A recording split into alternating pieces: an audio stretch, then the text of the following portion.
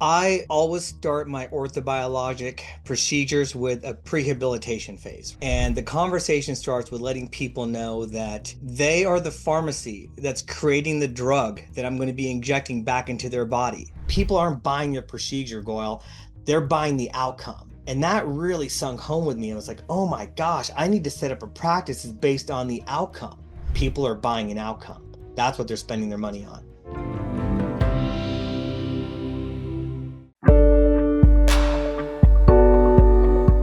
Welcome to Conversations in Regenerative Medicine. I'm so excited to bring my friend, Dr. Ashu Goyle, with us today. He is an awesome person, first of all, which is my favorite part. And we're going to be talking about regenerative medicine, some controversial topics, cutting edge insights that is shaping the future of interventional orthobiologics. And then we're going to be talking a little bit more about how we can help you to have a thriving orthobiologic practice yourself. So, for those of you who don't know me, I'm Dr. Ariana DeMers. I'm a board certified, fellowship trained orthopedic sports medicine surgeon and regenerative medicine aficionado. I have successfully moved my rural orthopedics practice away from insurance and focus on cash-based, injection-based procedures. I am obsessed about educating and training in both orthobiologics and ultrasound, and I am passionate about helping doctors incorporate orthobiologics seamlessly into your practice. So, I wanted to introduce Dr. Goyle. This is Dr. Ashu Goyle. He is double board certified in anesthesiology and pain management. He is fellowship trained at Cleveland Clinic under leaders in pain medicine and specializes in regenerative and interventional therapies. He is functional medicine trained through the Institute for Functional Medicine, and he emphasizes pre-injection optimization and whole patient outcomes.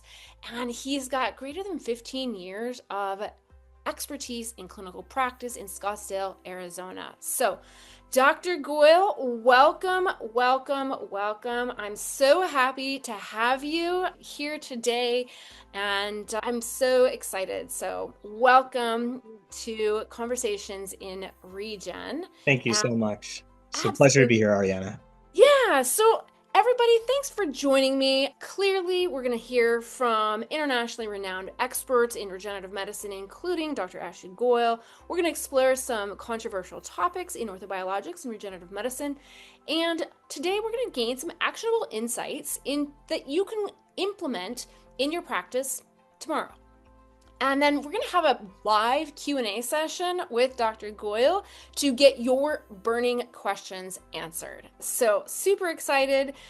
I want to just kind of remind everybody where we stand in the world, right? So my belief is that orthobiologics will be first-line treatment for musculoskeletal care in the next 5 years. But here's the deal. The train is leaving the station. And if you are not actively offering these treatments to your patients, you are definitely going to be missing the train. So you got to get on the train for sure. The other part is many of you may be looking for successful integration for orthobiologics into your practice, but it's hard.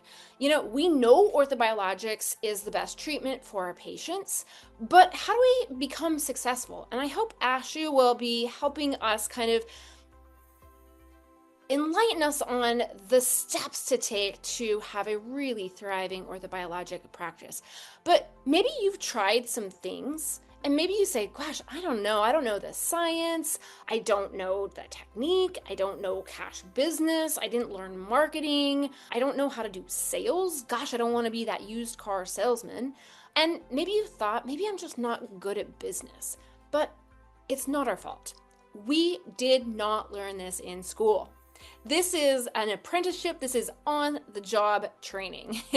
And so we learn through the School of Hard Knocks and from our colleagues who are doing it right. And really, maybe some of you are just figuring out how it is that we can be successful and capitalize on a $6 billion, yes, billion-dollar orthobiologics market. So I think we deserve more.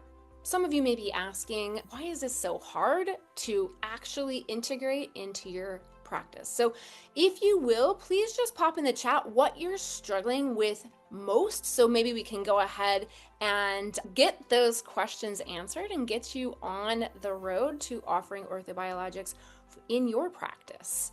So the question is, how do you win at this, right? I know we're talking about the science today, but we also need to consider how we talk about this with our patients so we all win. And obviously, we need a system. Now, we're not going to go over all of this today, but we are going to get a little bit further down the road in this journey to be wildly successful in your orthobiologics practice. So we need a system. So we're going to start with orthobiologics knowledge. And so, Dr. Goyle, at this point, we're going to get down to business. We have questions for you, my friend. So our first question is, how do patients' nutritional status influence platelet function, growth factor release, or healing capacity? And what deficiencies do you see most often? Ariana, that's a fantastic question. I always start my orthobiologic procedures with a prehabilitation phase, right? And the conversation starts with letting people know that they are the pharmacy that's creating the drug that I'm going to be injecting back into their body. So I tell them, please make me a good drug so we can have a good outcome. And I start with food. Food is foundation, right? So nutrition is everything. I tell people everything you put in your mouth is going to make up every cell in your body. So if you're putting bad stuff in, you're going to have bad cells, you're going to have bad platelets, you're going to have bad growth factors. So I stress the importance of nutrition. And so nutrition can affect PRP through two main levers. First, it can change the quality of the platelets themselves, how readily they activate, what they release, and how they interact with the immune and endothelial systems. I tell my clients that patients aren't all about clotting. They actively secrete the growth factors that are going to help tissues repair. They participate in inflammatory signaling. That's incredibly important. And, in states like insulin resistance and diabetes, you can have measurably altered effects of the platelets. So it's all about nutrition optimization in the very beginning. And that's how you make the healthy platelets, right? Number two is creating the environment into which we're injecting these platelets. So the terrain is what I like to call it. So I tell patients, make me a healthy terrain. If we're injecting in your knee, we want to have healthy collagen, appropriate angiogenesis, immune function, oxidative stress, and basically improve the patient's ability to heal and repair tissue. And that's all through nutrition. So we focus on an anti-inflammatory diet, foods that are colorful, rich in polyphenols, omegas. Protein is incredibly important. I tell my patients, look, protein is one of the most important building blocks of our tissues. So we need to have adequate protein intake. So typically start there as far as nutrition, and that's how I see it affecting platelet factor or platelet function and growth factor release and healing capacity. The most common deficiencies I would see regular vitamin D deficiency. So I don't know if people are routinely checking vitamin D levels, but that is something that I do. I'm blessed to have referrals from a lot of concierge physicians and functional medicine specialists. So my patients are 99.9% of the time are coming to me with recent labs and they have a vitamin D level.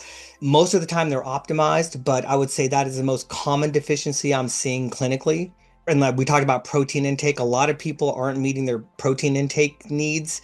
There has been a strong push in the anti-aging and longevity community to focus on protein and muscle-centric medicine, which is incredibly important. And all those can optimize outcomes with orthobiologics.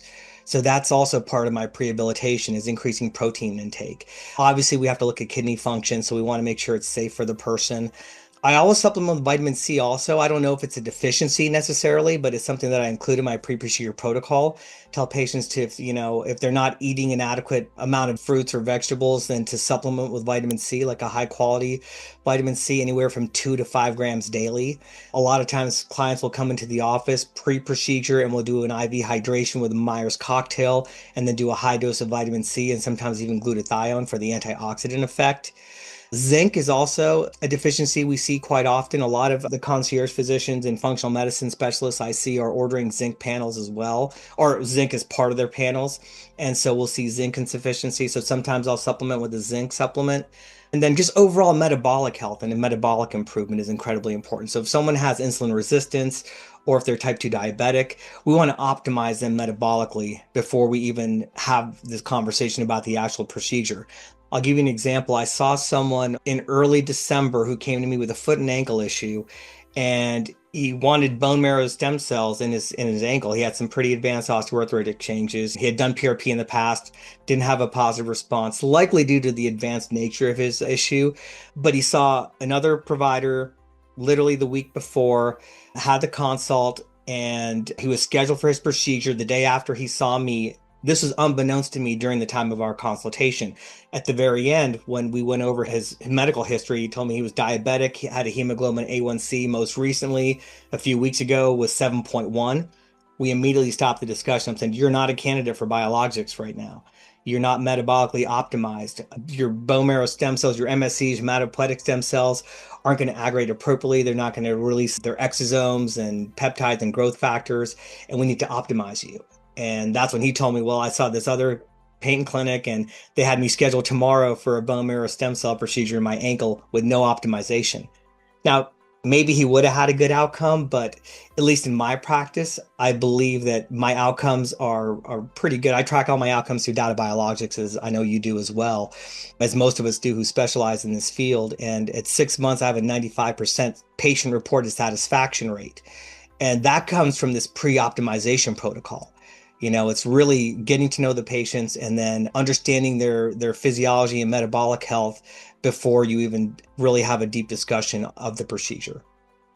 That's amazing. So we've talked about this. I also do a lot of pre-optimization. Now, I have a couple of questions. How long are you pre-optimizing before your patients are able to have, their injections? Are you rechecking labs? Walk me through a typical experience for your patient. Yeah, that's a great question. So it just really depends on the patient themselves and what procedure we're doing. So if it's a bigger spine case, I like them optimized at least 2 to 4 weeks before we do the actual procedure. And that tends to work out fine for my schedule is booked out about 4 weeks anyway for these procedures. So, it's usually a minimum of 2 to 4 weeks of the anti-inflammatory diet, all the nutrition and metabolic health. We'll get into some other of the pre-procedure protocol modalities I like to incorporate. But as far as the nutrition part of it, at least 2 weeks. With supplements like vitamin D, if they're low, then I usually just have them start supplementing with a high dose vitamin C, maybe 10,000 IUs daily for at least 2 to 4 weeks. And then we'll do their procedure and they'll have them recheck their vitamin D afterwards just to make sure they're not super therapeutic on that level.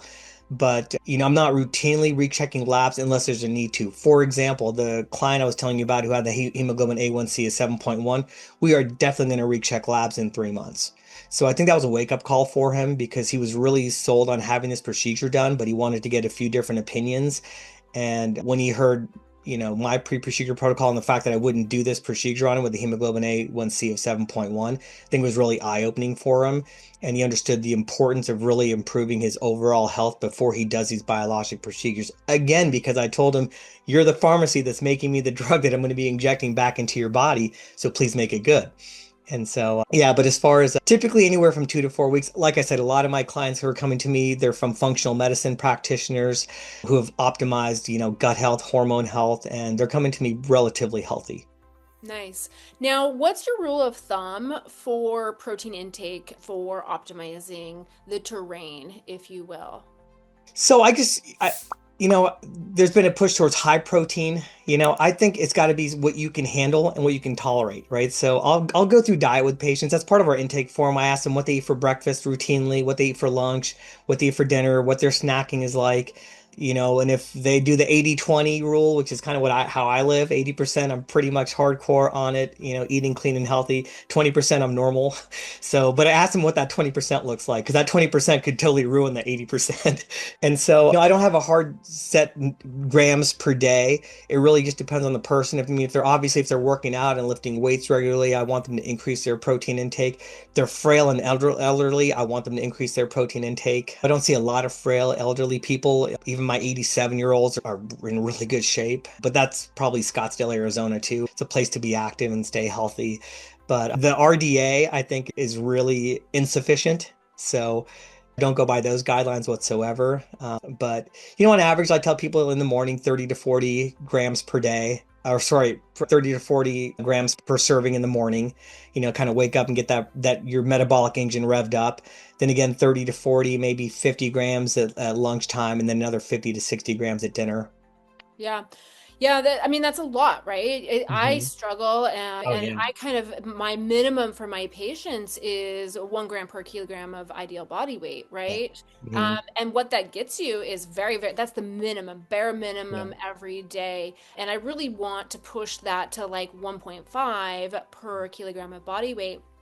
But that even in small women, that's 100 grams of protein every day. And, in busy humans, we Hmm. are under proteined for sure. Yeah, for sure. So, do you recommend supplementation with protein powders or shakes Mhm. or any bars or anything to kind of bump that up a little bit? Sure. I mean, the problem with the protein bars is they're highly processed. There's a lot of bad stuff in them. It's hard to find like really good clean bars. Some of the protein powders, the cleaner ones, taste terrible. So it's a challenge, but I mean, some protein is better than no protein. So I tell people, do what you can. If protein shakes work for you, do that. If you're doing one a day, maybe bump it up to two a day pre-procedure just to get that metabolic engine running and get, the cells, the substrates they need to function at a high level. And then definitely post-procedure. I mean, I tell people the post-procedure protocol is equally as important as the pre-procedure protocol. Amazing. Amazing. Hmm. Well, I have more questions for you. So, Yeah. do you see value in short-term fasting protocols before PRP? Have anybody doing intermittent fasting or fasting the day of the procedure? Have you gotten into that? I know this is quite controversial.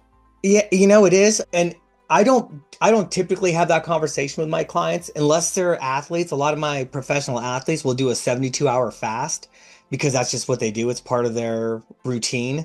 We know that with the prolonged fast, you get that autophagy, you get the cellular repair signaling kicked in, and it can be profoundly anti-inflammatory. For me, I did my anesthesia residency at the clinic, and we would go easily 20 hours without eating. So I've conditioned myself to do long fasts. It works well for me. I do so 90% of my cases I do under sedation. So I'm doing a lot of bone marrow aspirate concentrate. I do big spine cases. And for these procedures, I have patients come fasting because we're going to give them some kind of sedation. So typically, I have them stop eating from dinner the night before. So, and these two cases are typically done first thing in the morning. So, usually it's about a 12-hour fast. By the time they come in, by the time they eat food, it's about 16 hours. So, I'm not really recommending fasting necessarily, but for the ones that do it, I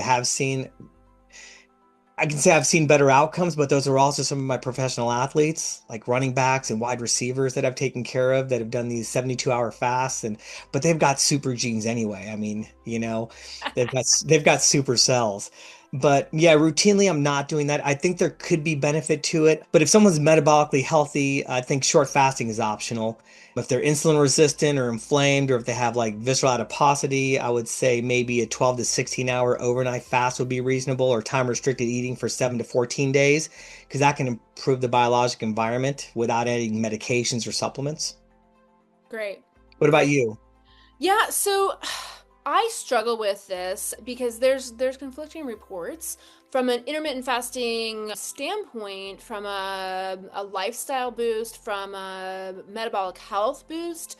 Yes, we use this to enhance autophagy. For those of you, like, I'm sure we all know what autophagy is, but some people would say that it's a good way to clean out the bad cells, and that you shouldn't use intermittent fasting all the time, right? But use it as a tool to kind of do a cellular clean out. So I'm conflicted if we're going to be doing a cellular clean out right before we're doing a cellular building procedure, right? There are some discussions that maybe it makes the PRP better. There are some discussions that when you fast, the lipid content in your blood is less problematic. So I'm conflicted. I don't require it. If they're already doing intermittent fasting and those kinds of things, I say, more power to you, but I'm not requiring it. Okay.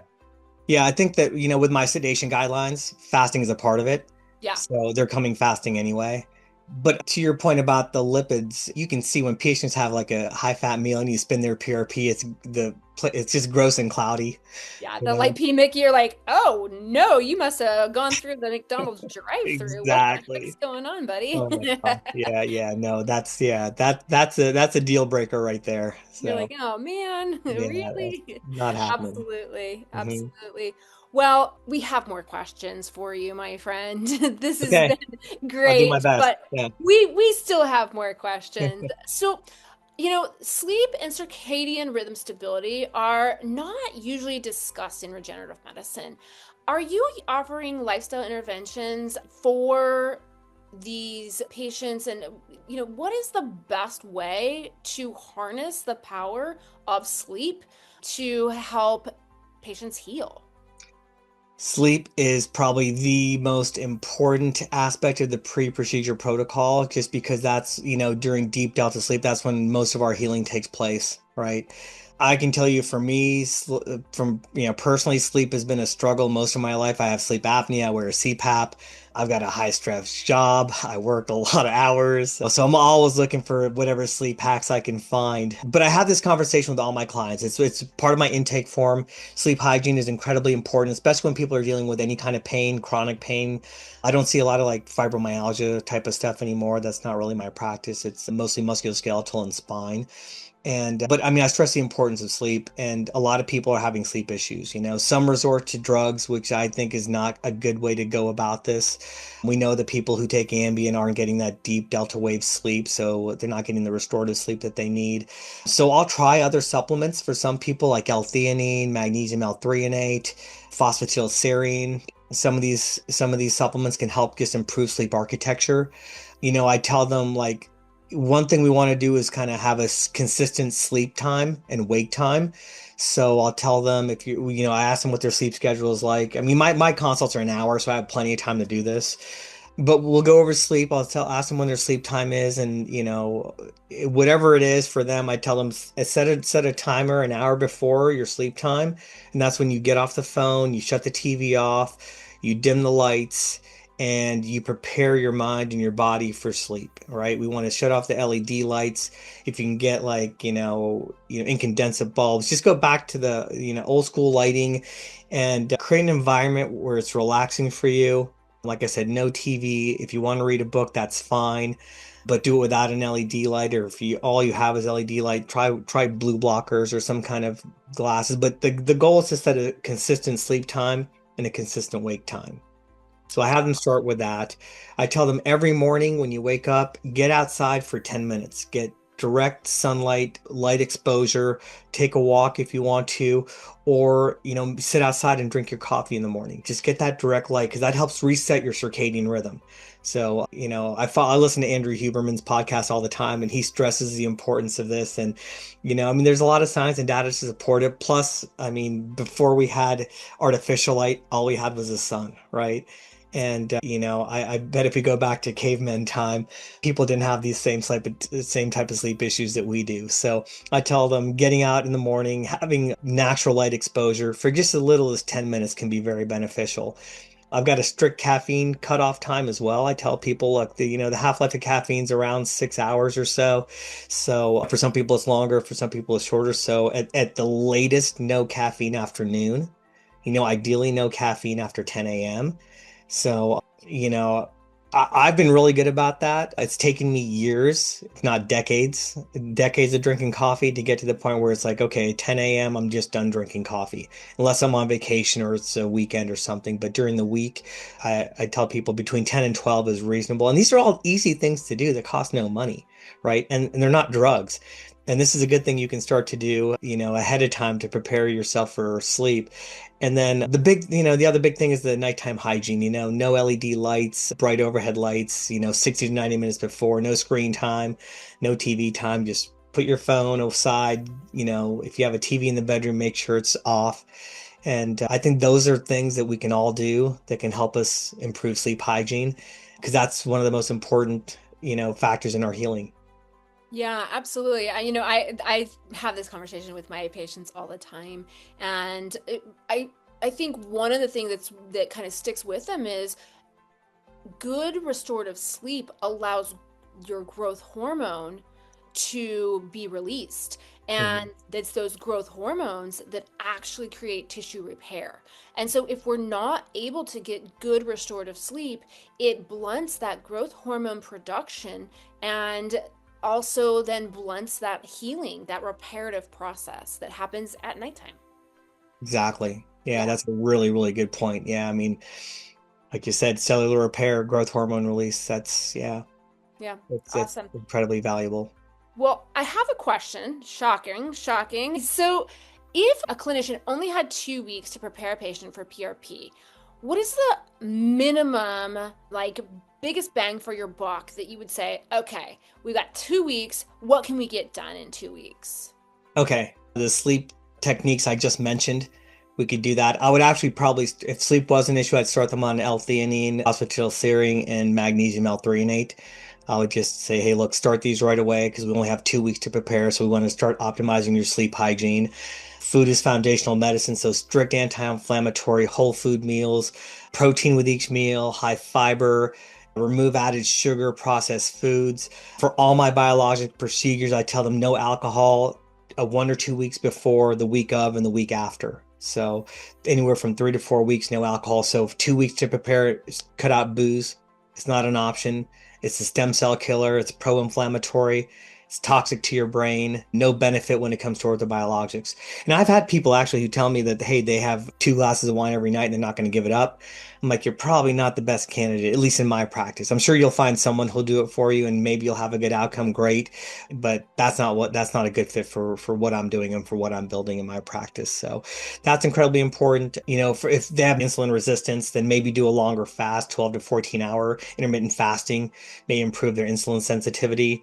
And then we talked about sleep. That's the most important thing. And then movement, just getting out and moving. Zone two, 20 to 30 minutes, taking a walk. What's nice about that is it's easy to do and it doesn't add that recovery debt, right? So it's not strenuous. So you're not going to be in a deficit over those 2 weeks, but they still get some exercise.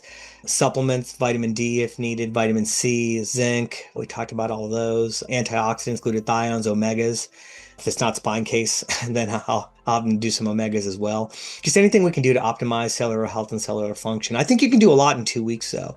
2 weeks is, I think, is completely reasonable. And I just had a person we did today who 2 weeks ago I met him and we got him optimized within 2 weeks. But that I also did some hyperbaric oxygen therapy protocol. I mean, so I got a whole protocol for hyperbaric oxygen therapy. I think that's been one of the biggest game changers for my outcomes pre and post procedures, incorporating hyperbaric oxygen therapy. So that really optimizes the system, from an MSC standpoint, growth factor standpoint, reduces risk of infection, all of that. So, but that's what I would do in the 2 weeks. I'm trying to think if there's anything else. I think those are the big things. Anything you can think of that I Yeah, may do have you missed? do you talk with your patients about mindfulness, about stress reduction? Do you have any conversation about that as all? Yeah, yeah. Actually, I'm glad you brought that up. Yeah, I mean, I've been meditating. I tell all my clients I'm a big meditator. That's something I've been doing for years now. And not everyone can meditate, but I ask them to find what brings them peace and joy and stillness. And if you can do that for, 10 to 20 minutes a day, sometimes twice a day, whether it's just listening to music, whether it's listening to an audiobook or just doing some breath work, absolutely. I mean, we're in a world where we're so high stress, we're always in a sympathetic overdrive state. And I think we're starting to realize the importance of balancing our nervous system in sympathetic and parasympathetic tone. So, with mindfulness, stress reduction techniques, there are, red light therapy beds that can help with this as well. Just getting exposure to red light therapy. There's something really cool called the immortal chamber. I don't know if you're familiar with this thing, but Oh, it's got tell me. vibroacoustic technology. It's got PEMF. It's got red light therapy. It's got brainwave entrainment. It's got like 10 different modalities all in one, but it's all designed to rev up your parasympathetic nervous system and tone down your sympathetic nervous system. So we have a few of those here in Scottsdale. So I do refer to a wellness facility that has that for people I got a lot of type A people, executives, high functioning, super stressed out people. And I'm like, look, the healthier you are going into this, including your mindset, is incredibly important. The better your outcomes are going to be. And even before procedure, I'd love to have one in my office if I could. Maybe someday I will, but they're a little costly. But 30 minutes in that chamber, I've tried it myself, and it's pretty profound. I mean, something magic happens in that place. So, I yeah. gotta check that place out. That Oh, sounds it's so amazing. cool. So cool. But yeah, incredibly important. There's an app called Insight Timer. And so I refer a lot of my clients to the Insight Timer. It's free, and there's hundreds of thousands of free meditations on there. Some are religious, some are non-religious, and again, some are pre woo-woo, some are like completely just breathe with me and feel your heart rate and count your heart rate and it's all numbers. And there's something for everyone on there, and it's free. So I tell people, just download the app, find something you like, and work with it. Start off with 5 minutes a day, and then work your way back up. Work your way up to maybe 20 minutes, ideally twice a day if you can do that. But anything to help support our parasympathetic nervous system and get back into that healing state. Amazing, amazing. Such a wealth of knowledge. So you've dropped like a massive science bomb on us. So thank you so much. We've done that first step, which is orthobiologic knowledge. And so what's the next step? Clearly, you have to have our practice launch system. And that's where we find the right patients, create a cash-based business, high converting consults so that patients just want to say yes, and then clearly putting it all together for success, right? So if you want the fast track, you can come join me in Clearwater, Florida, the Business of Orthobiologics Express course on Saturday, and then Cadaver course on Sunday to learn advanced technologies. The best part, there's no fee, there's no registration. So if you want to scan those dates for this next quarter, that would be amazing, and we can see everybody live.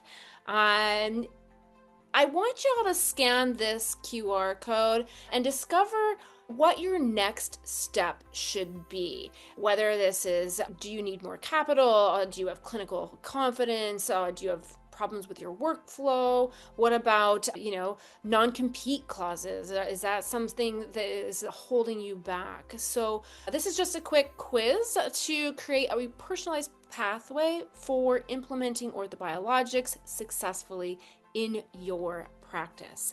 So ultimately, we are having a virtual summit, and so we haven't released the registration yet, so this is the wait list. If you're interested in a deep dive virtual summit, please scan the QR code just to get on the wait list. But this brings us to the Q&A session. So Dr. Goyle, thank you so much for the massive knowledge bomb. So the question is there any advice for protocols in PRP with patients with stage 2 kidney disease?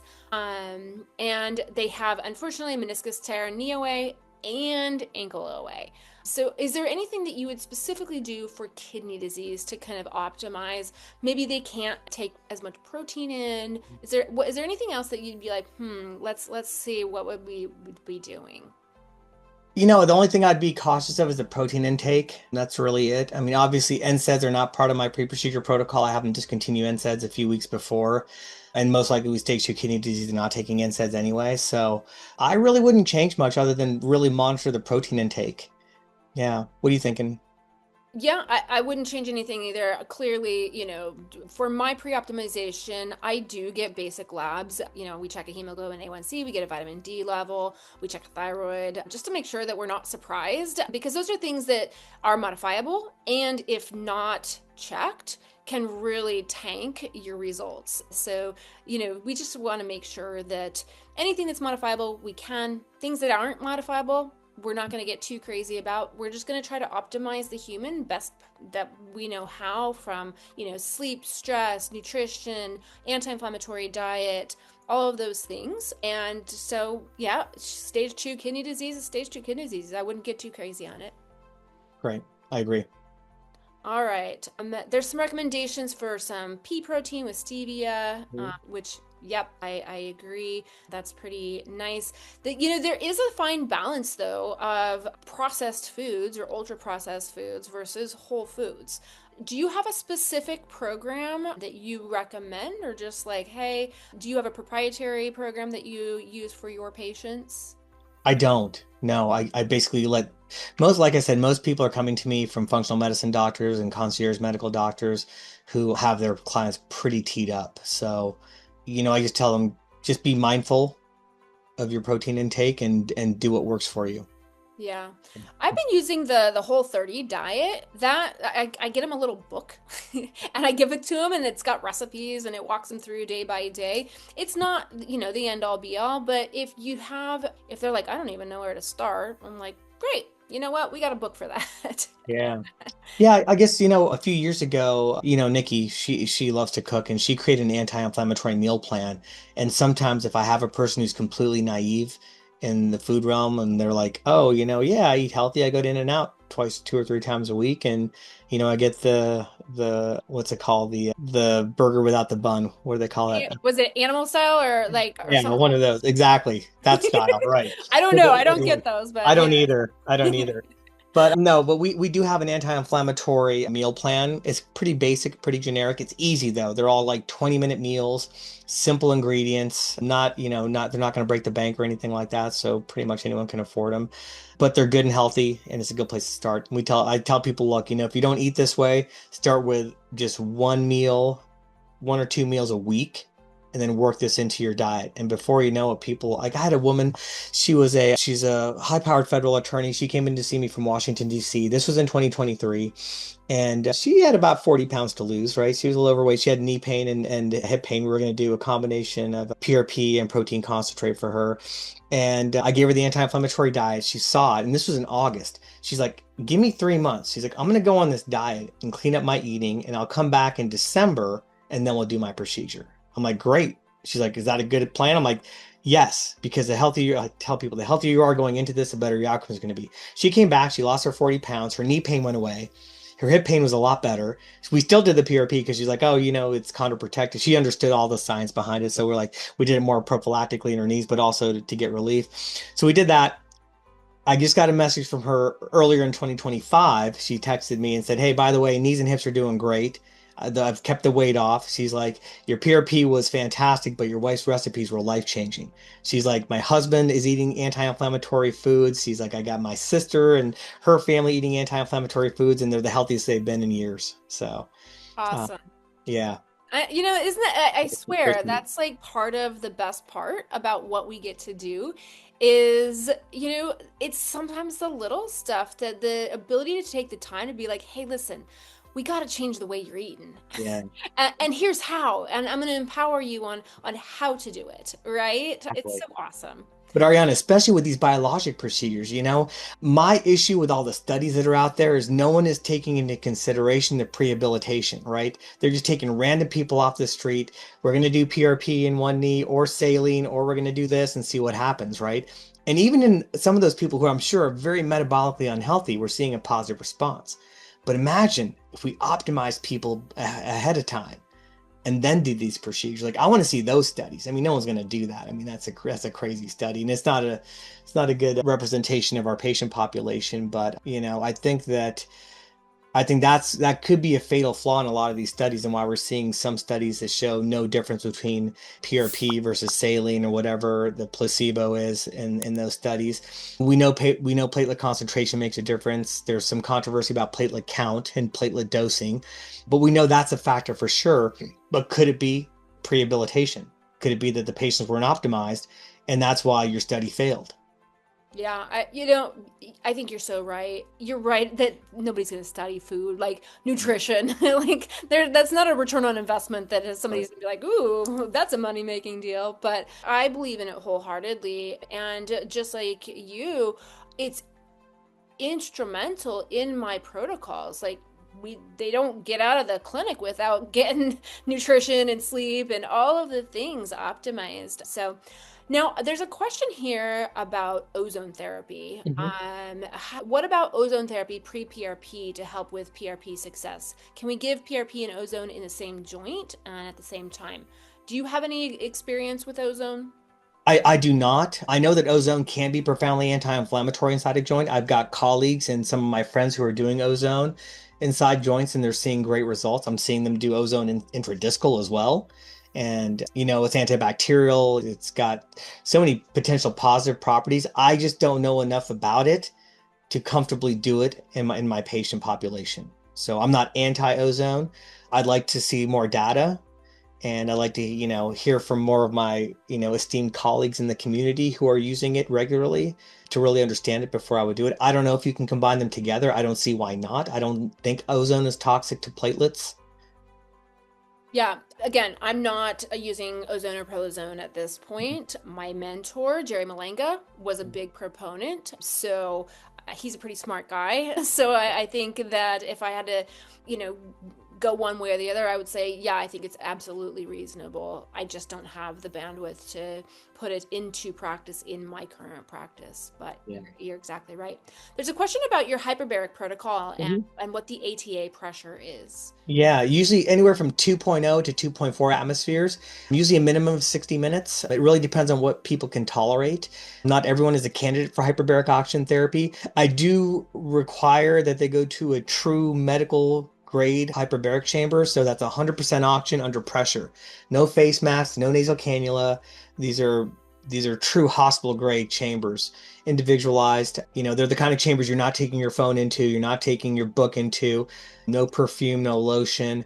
I'm very fortunate to have probably one of my favorite people, Dr. Carrie Berdinko at Benacer Health. She has a very amazing concierge internal medicine practice, and she has a very, very fine-tuned, high-level hyperbaric program, and that's where I send the majority of my clients to. So I know they're going to be safe, and the protocols there are up to standard and bar, and they're just amazing. To answer the question, 2.0 to 2.4 atmospheres for anywhere from 60 minutes up to 2 hours. Some clients I send down there and they just love it, and they become lifers, and they just keep on going. I mean, I'm one of those people. I do hyperbaric usually once a week, twice a week if I'm lucky, just depending on my schedule. But for my pre-procedure protocol, it's 2 to 2.4 atmospheres. And that's based on some data. I can find the study. If anyone wants to email me, I'm sure we'll put up my email and my contact information. But there was a study showing that hyperbaric oxygen therapy, 100% oxygen at 2.0 atmospheres, increases MSC release from the bone marrow into circulation by 8 to 20%. So typically I'll have people, if they'll do a couple of sessions before the procedure. So we'll do hyperbaric oxygen therapy. Like if the procedure's a Wednesday, they'll do hyperbaric Monday and Tuesday. Wednesday, if the procedure's in the morning, they'll go in the afternoon. And the rationale for that is if I'm doing PRP, or even anytime I do bone marrow, I'm doing PRP also. We know that PRP releases platelet-derived growth factor, BB, which is a homing signal for MSCs. So the rationale is we do the procedure, we have the release of these growth factors, specifically platelet-derived growth factor, BB. You go into hyperbaric, there's an 8 to 20% increase in circulating MSCs from your bone marrow.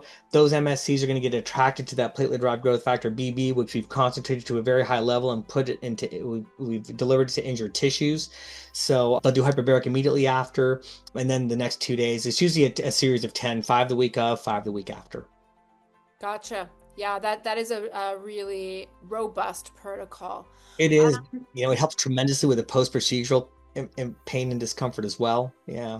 Man, I don't even have a hyperbaric chamber in near me. So I know. Yeah. fortunately, that as you know, I live in the sticks. So Well, like I say, it's a nice to do, it's not a need to do. So yeah, I offer that. I'm absolutely. like, if you can do this and it works for you, hallelujah. But if not, we're still going to do well. So. Yeah.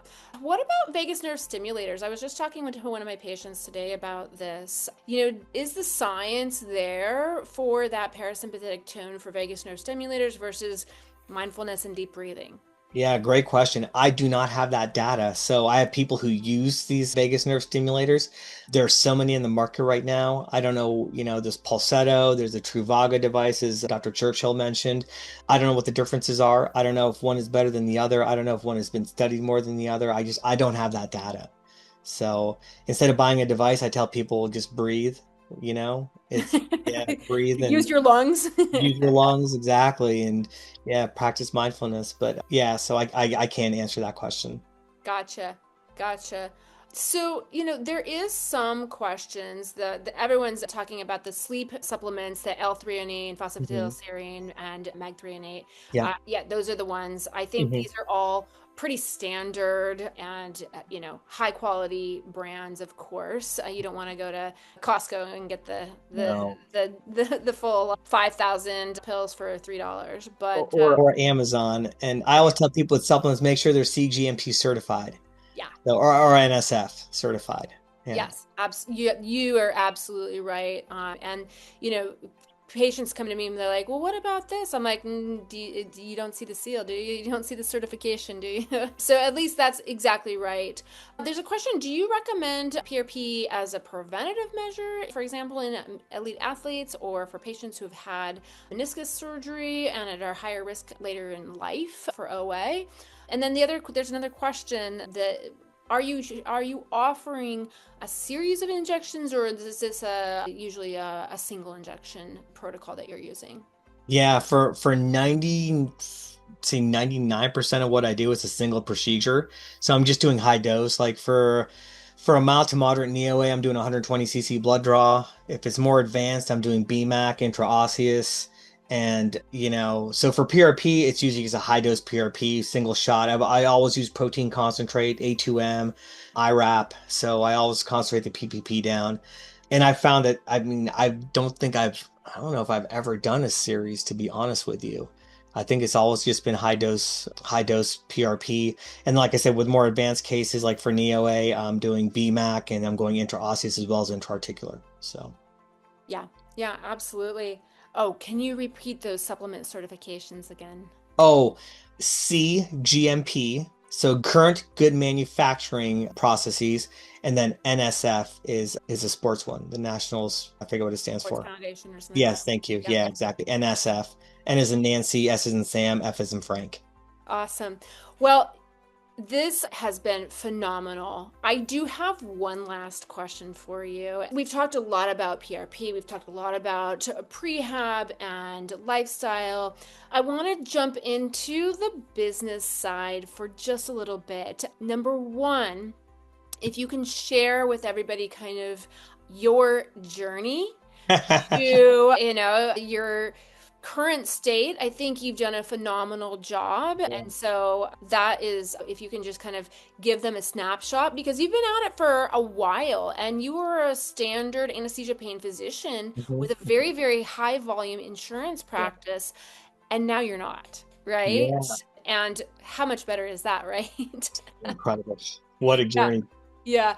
And then my biggest question, and you can use your journey to kind of maybe share your answer, but what, based on your journey, what was that like turning point where you were like, oh man, what do you think one decision or one mindset or one piece of advice that you could offer these participants that has the opportunity to be a game changer, to be a life changer, and really be that departure point towards success?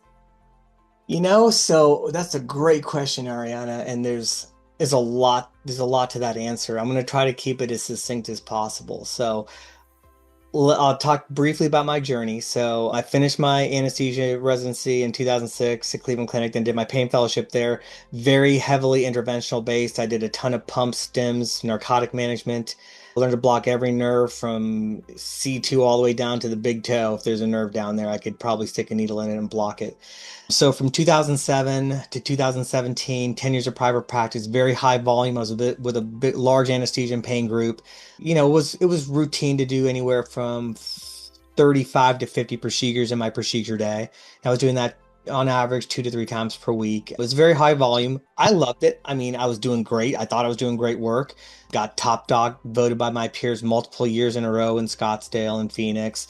And then in 2017, I went to Grigsby's pain conference in Napa.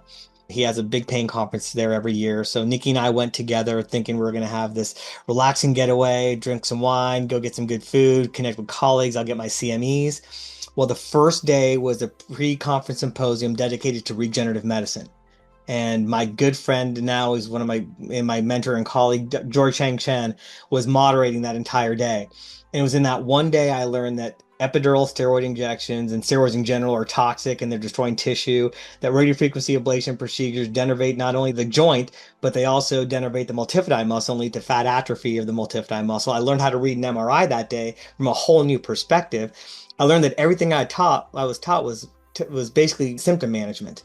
And that, when I was at Cleveland Clinic, they were teaching me root cause. Root cause is a herniated disc. Well, no, root cause is all the events that led to the herniated disc.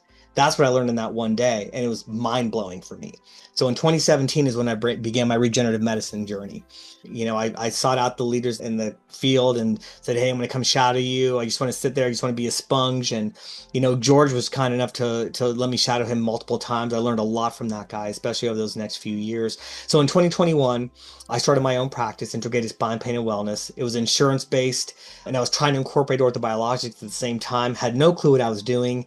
Fast forward to October 2023, when you and I were both at a mastermind together, Mavericks, with Matt Galogly, who is absolutely brilliant, and I wouldn't be doing what I am now without his foundational work to get me there, which was a lot of mindset work. But I realized how much I was drowning. So my practice I had started in June of 2021. By October 2023, I put my financials up in front of a group of strangers at this conference, at this mastermind, and Matt Galogly, the person who put on this mastermind, eviscerated our financials in front of everyone and basically told me my practice is in the ICU. It's on full life support. They're doing chest compressions. If we don't turn this around in 6 months, the bank is going to take our life insurance policy, our car, and our home. So it was that bad. We were drowning so bad because I was trying to deliver concierge level service with insurance-based medicine and try to fit orthobiologics in there somewhere. It was a complete disaster. So Matt helped me shift my mindset and realize that, and this is to answer your question, what's the one thing that really catapulted me into my current success mindset or otherwise, was changing from building my practice around procedures and start building it around the outcome. He was really he drilled this home. He's like, people aren't buying your procedure, Goyle. They're buying the outcome. And that really sunk home with me. I was like, oh my gosh, I need to set up a practice that's based on the outcome, right? And that's what I did. And I got it. It took me a while. Like, my wife was a part of our mastermind too, because she's the business and brains behind everything. But it really took me understanding what he meant, build a practice around the outcome. And that's where all my passion for holistic medicine, nutrition, movement, mindset, all that came into play. And that's how I created these protocols, right? With the anti-inflammatory lifestyle, the prehabilitation, and then everything changed. And then over the next 2 years, I weaned off insurance. And as of January 1st this year, I'm 100% insurance free. It's amazing. Like literally, I did 4 procedures yesterday and it was a fantastic day, better than any of my 25 to 30 procedure days I was doing in insurance. Today I saw 8 people, great connection, great conversation, but that's what it is now. And it's tremendous and it's extraordinary. But it really came down to that one piece of information and just like, hey man, build your practice around the outcome. People are buying an outcome. That's what they're spending their money on. Yes, awesome. Well, thank you so much for sharing your journey and sharing all of your knowledge. I know that we have gained so much. And really, thanks for spending time with us, everybody. We are at the top of the hour. And so, Dr. Goyle, thank you so much. Thank you. If anyone wants to contact me at the Business of Orthobiologics or info at the Business of Orthobiologics, and we're all going to hashtag Make Money Monday, right? So Right. it's all about the passion, and the money will follow. If you build your practice around the outcomes, patients want what you're doing. They want great outcomes. And so you don't have to mortgage your soul. You just have to give great outcomes. And you get to connect with your patients in a profound way. So, everyone who has joined us, thank you so much for your time. It's been an amazing journey, and this is great. So if there's any other questions, I think we got them all. Did you sell that? Yes. Did you start offering 1-hour appointments for cash while you were doing insurance for others? I did, yeah. As I started weaning off insurance, for example, like one of the first insurances we dropped that was their evil was Cigna. So they're Yes. they're horrible. So we dropped Cigna, and so my former Cigna patients who still wanted to see me, or if new consults were coming in that had Cigna, all my new consults for cash pay patients are an hour. All my follow-ups are 30 minutes. So if they were insurance based, it was 30 minutes and 15-minute follow-ups because that's the only way you can do it. And because I tried it the other way. I tried the 1-hour consults with insurance. I tried doing that for 2 years and until Matt eviscerated my financials in front of you and your husband. You put your practice in the ICU. Yeah. Yeah, he did. Yeah. Well, So you can't do it. From a financial you standpoint, can't. you can You only care for insurance-based patients for 7 minutes before you start Exactly. losing money. Yeah. Unfortunately, right? That's what the insurance has set as Yeah. the bar. If you want to spend the time, it's a cash-based world. And patients are willing to pay for it. And Yep. they clearly say all the time, "Oh my gosh, I've never had a doctor spend this much time with me." And Yeah. correct, because that is an insurance-based experience. What we provide, and I'm sure what you provide, you have an amazing concierge experience, is a completely different experience, and it's transformative.